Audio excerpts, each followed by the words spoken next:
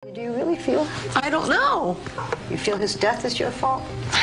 In this instance, yes. I just wish that Kurt was here to hear.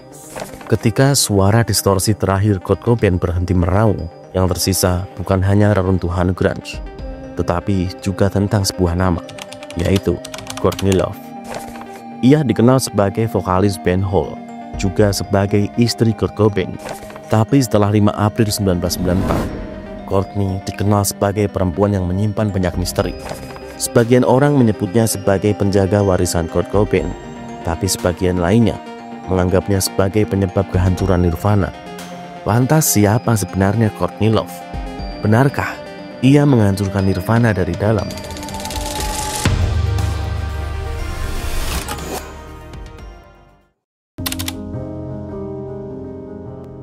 I don't know my biological father.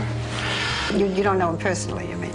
Not really. I mean, I've had interactions with him. Courtney Michelle Love lahir pada 9 Juli 1964 dalam lingkungan yang tak pernah memberi stabilitas. Ayahnya, Hank Harrison, adalah manajer band legendaris Grateful Dead. Sejak kecil, Courtney sudah terbiasa hidup berpindah-pindah, dari California ke Selandia Baru, lalu ke Oregon. Masa remajanya diwarnai pengasingan, kacauan sekolah, dan kemarahan yang tak pernah bisa ia jelaskan. Courtney remaja adalah tipe gadis yang muncul di pesta punk dengan eyeliner tebal dan dress code eksentrik. Pada tahun 1989, ia membentuk band alternatif rock bernama Hole, sebuah band yang juga menjadi simbol kemarahan dan feminisme yang lurus. Di dalam band itu, Courtney bukanlah penyanyi yang sempurna, tapi ia memiliki sesuatu yang membuatnya mencolok, yaitu kejujurannya dalam mengekspresikan karyanya, baik secara musik maupun artistik. Sementara itu, di sisi lain Amerika, seorang pria bernama Kurt Cobain tengah bergulat dengan rasa sakitnya sendiri. Kurt lahir di Aberdeen, Washington, sebuah kota kecil yang letaknya sangat jauh dari hingar-bingar Sunset Strip.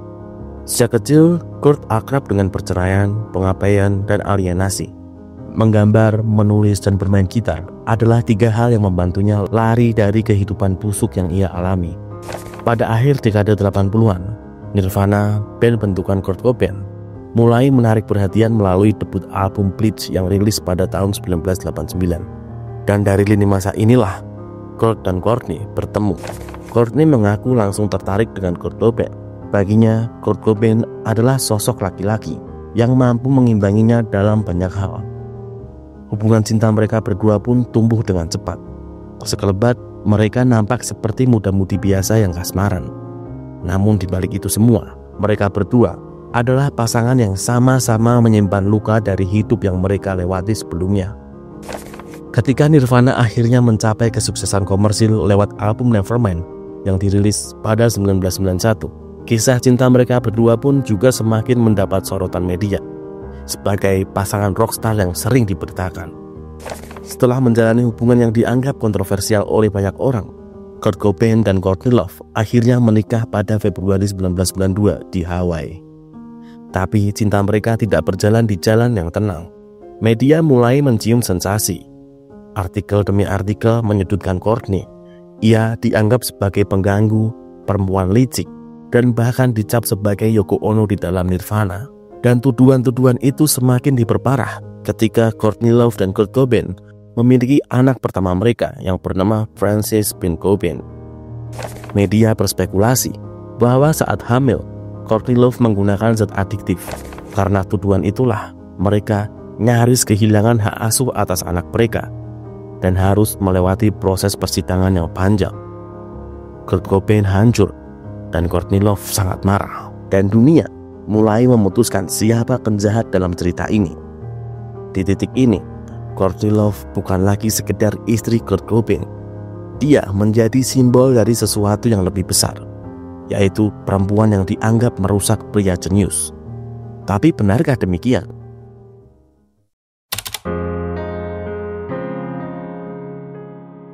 Kurt Cobain berada di puncak dunia, tapi bagi Kurt, popularitas terasa seperti jurang yang semakin dalam. Ia membenci ketenaran, meski ia sendiri yang menciptakannya. Ia benci dianggap suara generasi. karena ia merasa tak pantas menyelamatkan siapapun. Courtney Love di sisi lain justru sedang naik daun. Album kedua Hole akan segera dirilis. Ia menjadi semakin vokal dan semakin sering tampil di media. Untuk sebagian orang, ini adalah konflik yang tak terhindarkan. Dua ego, dua luka dalam satu rumah. Keduanya sudah mulai menggunakan barang laknat secara rutin. Apa yang awalnya jadi pelarian berubah jadi lingkaran adiksi yang sulit dihentikan. Kurt Cobain pun semakin terpuruk dilibas oleh ketenarannya sendiri. Namun di sisi lain, media justru tak henti-hentinya menuduh Courtney Love sebagai penyebab kehancuran Kurt Cobain. Ia disebut memanfaatkan Kurt Cobain mengambil alih kekuasaan dalam rumah tangga, bahkan mempengaruhi arah musik Nirvana. Tuduhan itu semakin parah ketika dalam wawancara, Kristoffer Novoselic, basis dari Nirvana, mengatakan bahwa terkadang ide lagu yang Kurt bawakan terdengar seperti bukan dari dirinya. Pernyataan itu sontak langsung memicu spekulasi bahwa Courtney ada di balik perubahan gaya musik Kurt Cobain. Di tahun 1993, Nirvana merilis In Utero. Album ini adalah bukti dari semua ketegangan itu.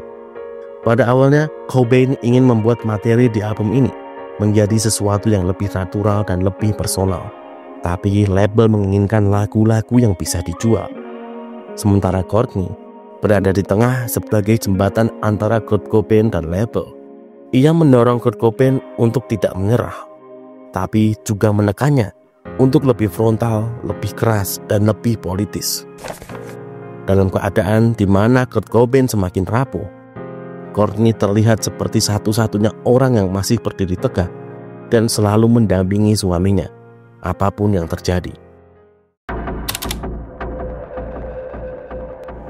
Early this morning at 6 o'clock, I was sedated in the arm. Pada 3 April 1994, Kurt Cobain kabur dari pusat rehabilitasi di Los Angeles dan beberapa hari kemudian dilaporkan menghilang. Courtney yang panik menyewa penyelidik swasta. Ia menelpon teman-teman Kurt Cobain, tapi tidak ada jawaban pasti. Ia pun kemudian mengajukan laporan orang hilang. Courtney mengaku sebagai ibu Kurt Cobain untuk menghindari media. Tak hanya itu, ia juga mencoba mencari sendiri ke rumah teman, studio lama Nirvana, dan bahkan klub-klub kecil di sekitar Seattle. Namun tak ada hasil yang ia dapatkan. Hingga pada tanggal 8 April, seorang teknisi listrik bernama Gary Smith menemukan tubuh Kurt Cobain di rumahnya. Menurut laporan forensik, Kurt Cobain telah meninggal sejak 5 April. Dalam tubuhnya ditemukan kadar zat adiktif yang sangat tinggi. Sebagian ahli mempertanyakan, bagaimana mungkin seseorang bisa menembakkan diri setelah mengonsumsi dosis sebesar itu? Di samping Kurt Cobain terdapat surat terakhirnya yang ditujukan kepada Bodah, teman khayalan masa kecilnya. Dalam surat itu, Kurt menyebut dirinya sudah tidak lagi mencintai musik. Ia merasa tidak layak berada di atas panggung dan bahwa hidup telah kehilangan maknanya. Courtney Love membaca surat itu sambil menangis. Suaranya bergetar. Ia terlihat sangat sedih dan terpukul. Namun, kejujuran air mata tak menghentikan spekulasi. Muncul teori demi teori. Bahkan Courtney dituduh sebagai dalang dari tragedi itu. Ia disebut merencanakannya, dituding menulis ulang surat, bahkan diisukan menyewa eksekutor bayaran. Buku, film dokumenter, dan ratusan forum online membahasnya. Meski begitu, hingga hari ini, tak satu pun dari teori ini yang terbukti. Tidak ada bukti kriminal, tidak ada dakwaan. Yang ada, hanya kehilangan besar, luka mendalam, dan banyak pertanyaan yang tak pernah benar-benar dijawab. Tapi satu hal tak terbantahkan. Hari itu, Nirvana berakhir, dan Courtney Love untuk selamanya menjadi nama yang terikat pada kematian Kurt Cobain. Kematian Kurt Cobain adalah tragedi besar, tapi bagi Courtney Love, itu juga awal dari babak paling sunyi dan penuh pertanyaan dalam hidupnya. Ia kehilangan suami, sahabat, dan ayah dari anaknya, tapi dunia tidak memberinya ruang untuk berduka. Ia justru diserang, dituduh, dan diadili secara sosial. Lalu, apakah Courtney Love menghancurkan Nirvana? Mungkin pertanyaan yang lebih tepat adalah bagaimana dunia memperlakukan seorang perempuan di tengah mitos pria yang dianggap dewa. Mungkin yang kita salahkan bukan Courtney, tapi kenyataan bahwa dalam cerita-cerita tragis rock and roll selalu ada seseorang yang perlu disalahi.